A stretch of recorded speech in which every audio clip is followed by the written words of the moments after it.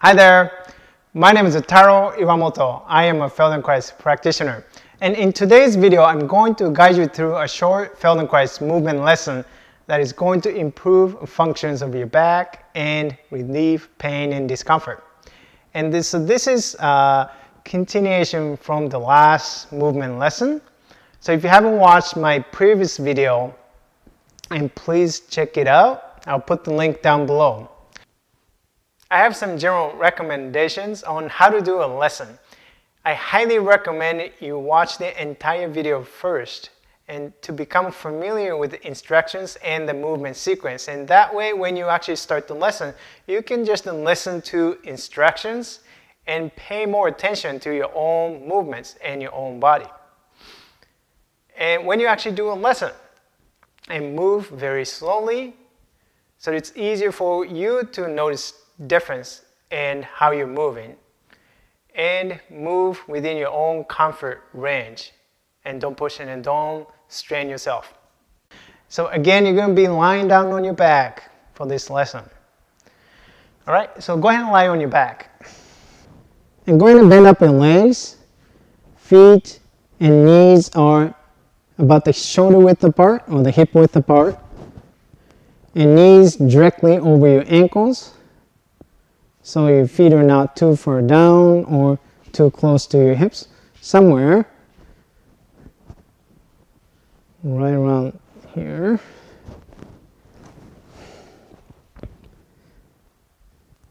So in the previous lesson, what we did is rolling the pelvis up and then let it come back.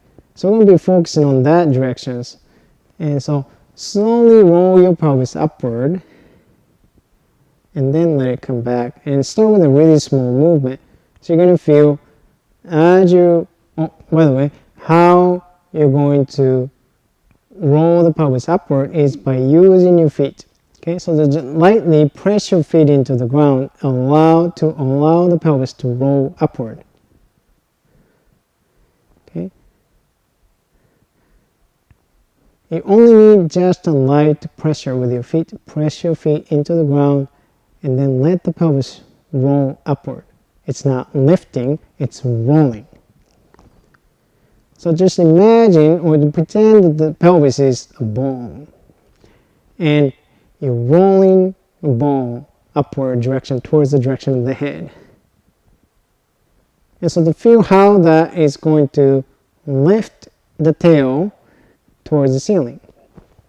And then as the tail lifts towards the ceiling, can you feel how the lower back compresses into the ground, into the mat. And then when you release it, and then the pelvis returns to the starting point.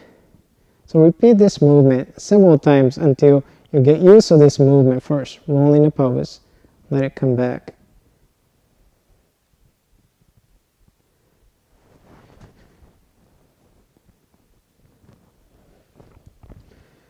And now gradually going to increase the range of motion.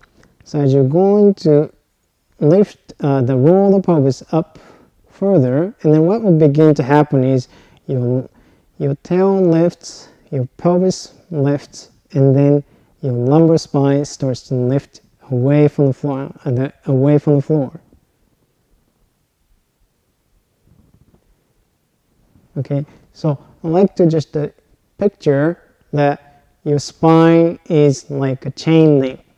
Okay, so there are many vertebrae in your spine, so that each spine is like a chain link, and you're going to lift one link of the chain at a time, or the one vertebra at a time. So each time you do that, you're going to go further up. So now starting with the lowest part of the lumbar spine, lifting and then let it return to the floor. And then the next time I lift, next time I roll the pelvis, I go a little further, and so that the next vertebra up is going to move away from the floor. And then let that return to the floor and then come back. And then the next time, 1, 2, 3, and then let one vertebra down at a time instead of putting all the vertebra spine down. Okay, it is rolling movement, and if you continue to roll the pelvis, and then the spine begins to lift away from the floor. But instead of lifting multiple vertebrae up off the floor at once, you're taking one vertebra by one vertebra. Then eventually you're going to lift up higher and higher, so the more part of the spine are going to be up in the air.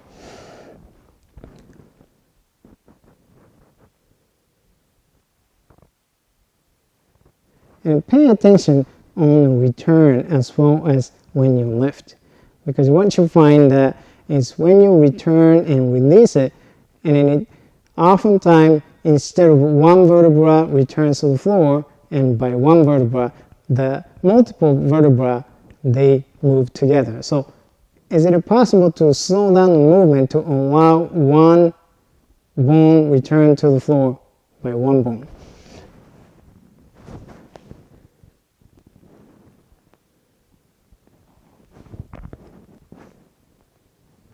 And take your time and add in one vertebra at a time.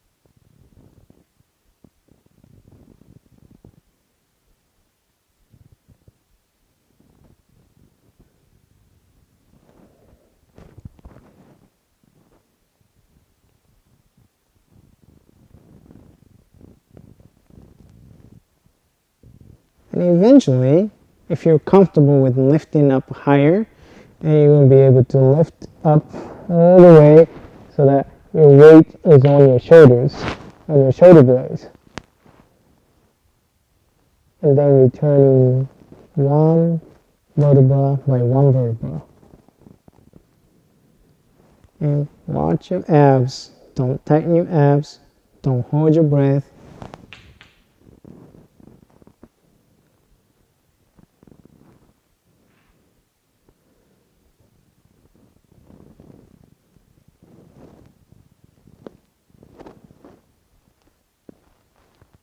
But if it is too uncomfortable for you to lift up that high, and do stay within your the comfortable zone and the range.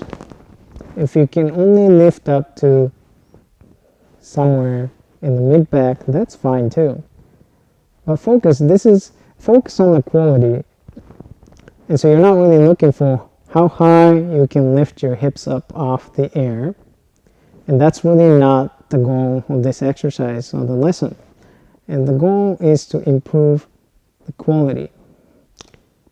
And what I mean by the quality is specifically looking for the coordination and the smoothness of the lifting vertebra, one vertebra by one vertebra, and then returning one by one.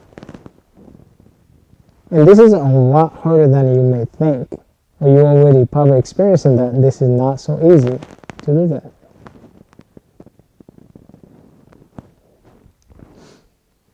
And pay attention how you use your feet, how you use your legs, and how you maintain your balance, because you have to use your 2 feet and 2 legs well and distribute the effort evenly between the 2 legs. Otherwise, you're going to sway one side or the other side.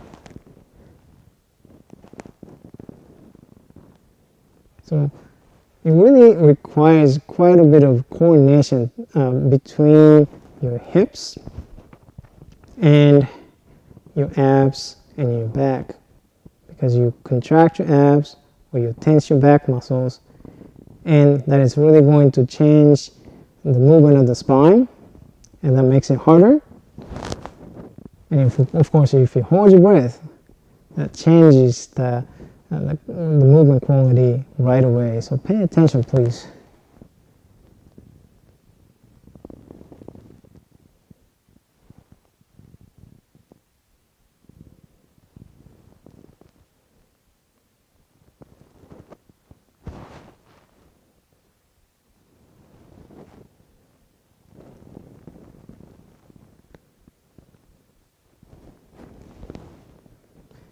Okay, that's it.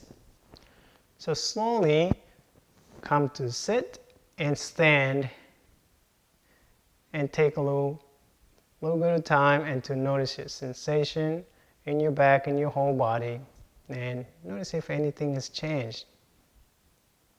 If you're taller, your posture has changed, and if you take a walk around your room, and pay attention to the quality of the movement and quality of the walking, and to see if anything has changed. And if you notice anything change, and please let me know, write them down in the comment section below. All right, and thanks for doing this lesson and watching this video. I hope you enjoyed this lesson. If you have any questions, and please let me know, write them down in the comment section here. And if you like this video, and please hit the like button. And if you're new to this channel, don't forget to subscribe to my channel. And thanks for watching. I will see you in next video. Bye bye.